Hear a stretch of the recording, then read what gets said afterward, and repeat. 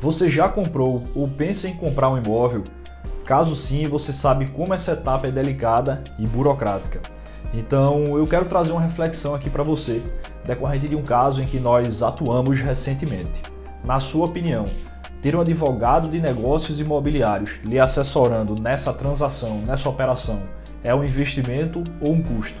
Eu vou contar um caso aqui de um cliente para que você entenda o que eu estou querendo dizer e que chegue a uma conclusão que talvez um pouco diferente do que você já tinha até concluído. Esse cliente ele costuma comprar alguns imóveis e é um investidor. Ele tinha já acertado praticamente tudo com o vendedor, ele tinha estabelecido valor, condição de pagamento e tudo mais. Foi daí que ele chegou para a gente, para que fizéssemos uma análise rápida, que não é tão rápida assim, do ponto de vista de não é só dar uma olhadinha no contrato, é muito mais. Mas enfim, ele chegou com a documentação e o caso para a gente e nós começamos a analisar. Achamos algumas coisas estranhas e fomos pedir mais documentos ao vendedor. O vendedor teve uma conduta estranha e foi daí que a gente começou a desconfiar que o problema poderia ser um pouco maior. Falamos com a advogada dele, que também não tinha todas as informações e passou para o corretor.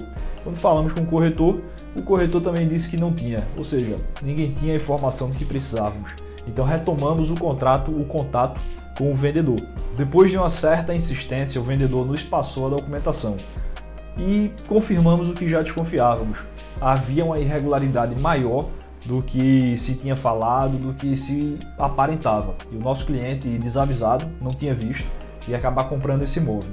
Essas irregularidades eram duas, basicamente. Primeiro, que o imóvel era uma posse, não era propriedade, o vendedor não era o proprietário. E ainda não tinha o tempo de uso capião. Estava bem próximo, faltavam alguns meses, mas ainda não tinha o tempo de uso capião. Além disso, tinha uma dívida de IPTU, decorrente do uso desse vendedor e que não estava saldada e ele não tinha condição financeira de arcar com isso. Eles tinham estabelecido um valor X e quando nós entramos no caso, vimos essas irregularidades, iniciamos também a negociação, já que o cliente queria muito aquele imóvel que era numa localização importante para ele. E foi daí que rapidamente conseguimos a redução de 40% desse valor, somente com a negociação, coisa que o cliente não teria conseguido, já que ele tinha topado pagar o preço. Muito embora não valesse a pena naquelas condições pagar o preço, entre aspas, de mercado daquele imóvel, já que ele não estava em condições normais de mercado, e sim com irregularidades que iam trazer um custo para o cliente, e além do custo para o cliente, a demora na regularização e o risco até de não regularizar naquele momento, especialmente a questão da uso capião. E para identificarmos esses riscos, nós fizemos a due diligence, que como eu já expliquei a vocês em outros vídeos, na nossa metodologia consiste em 3 pilares: análise de valor de mercado, análise documental e análise da vida financeira do vendedor. Quando fizemos a análise documental, vimos que essas irregularidades tornavam o preço cobrado naquele imóvel incompatível com o mercado, e por isso já violou o primeiro pilar. Foi daí que recomendamos uma redução no valor e fizemos a negociação desse imóvel, dessa compra que ia ser feita, para que o cliente pagasse em uma condição mais favorável, tendo em vista que o imóvel não estava normal do ponto de vista de regularidade. Então, para chegarmos a essa conclusão, nós analisamos alguns documentos, mas 3 deles foram os que realmente nos deram um mapa de como estava a situação. O primeiro deles foi o extrato de débitos do IPTU, que aí é o mais simples de se conseguir também. A certidão de inteiro teor do imóvel foi o segundo, em que constatamos que o vendedor não era o proprietário daquele imóvel, então ele tinha a posse dele, não tinha registrado, ele já tinha comprado de alguém que tinha comprado de maneira irregular, então por isso que não estava redonda a certidão. E o outro foi o contrato de compra e venda desse vendedor com o antigo vendedor, que também vendeu a posse.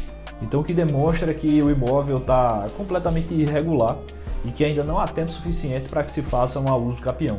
E foi por isso que nós conseguimos uma redução tão interessante para o cliente, coisa que ele não teria conseguido se nós não tivéssemos feito essa atuação ostensiva e negocial.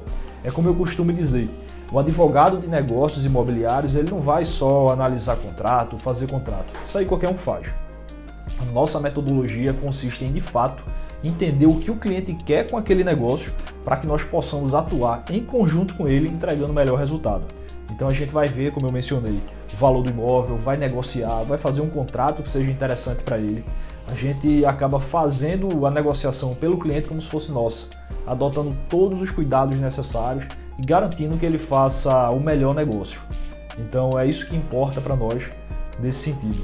E agora voltando ao ponto inicial, na sua opinião, considerando essa redução que teve, que os nossos honorários foram uma fração do que ele economizou nessa compra do imóvel, você acha investimento, um advogado de negócios imobiliários lhe assessorando nessa operação é um custo ou um investimento? Então fica a reflexão para você. Se quiser saber mais como funciona a nossa metodologia, como é a análise de risco, quais são as etapas da compra e venda do imóvel, deixe aqui nos comentários ou então entre em contato com a gente através do WhatsApp que está na descrição. Até a próxima!